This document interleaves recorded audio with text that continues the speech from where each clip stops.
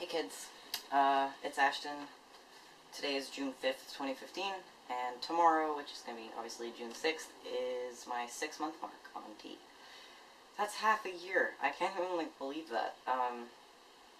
So weird. Alright, I want to talk a little bit about changes, obviously, and then non-changes, like things that didn't really change. And most of that's completely to do with me being lazy as hell. So, okay, anyway. Let's just get right into this, because I've tried to take this video like 3 times already, and I've just effed it up every time. Alright, the biggest physical changes that I've noticed in the last couple months have definitely been, like, my voice, my face, and my head hair. I don't have any product in my hair right now, and it's like, boop, stands straight up. I love it.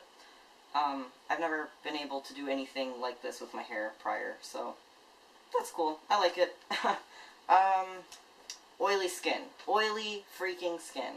I can't deal without those, like, little Oxy wipe things that you wipe your face with. I can't go through a day without them anymore, especially now it's getting warmer outside and I'm sweating all the time. Oh, if I didn't use them, I would, like, just break out brutally all the time, so not loving it, but it's okay. My singing voice is really different now, and I'm loving it, loving it. I'm going to post a comparison between, like, pre-T and now, because the difference is probably super weird and crazy, and I don't know, I kind of want to hear it. I'm kind of afraid to hear it, but I kind of want to know. And I guess the other big change is that I no longer really think about my transition the way I used to. And what I mean by that is, it's not a huge source of stress for me in the day-to-day. It's just sort of something that I think about in terms of, you know, things that I'm going to do. It's not really like I sit there and panic about, like, oh my god, how am I going to go on T? Oh my god, how am I going to get top surgery? It's just like, okay, I'm going to do these things. And I just take it week by week, you know, it's fine. It really is fine. I don't feel pressured or in a rush anymore. I had a really weird...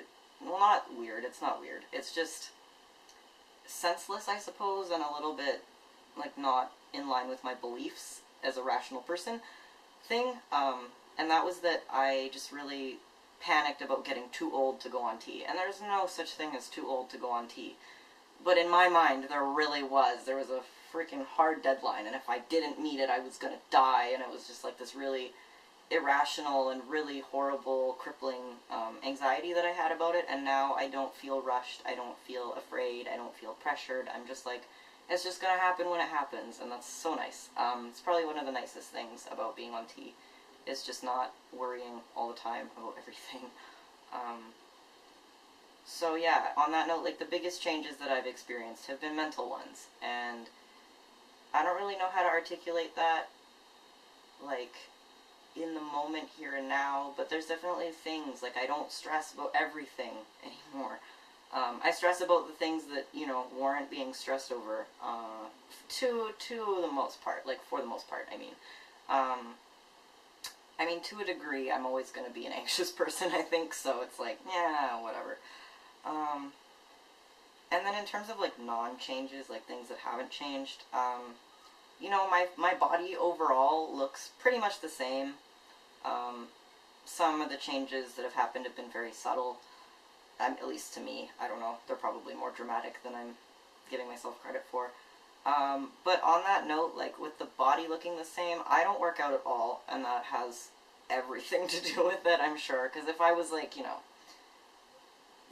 doing hardcore workouts, I would probably get some muscle. I just don't have very much muscle definition, and I'm not really, like, worried about it. I don't really care, but know that testosterone just doesn't give you, like, instant muscles. It's not really, like, a cheat code for being buff. You still have to work for the muscles.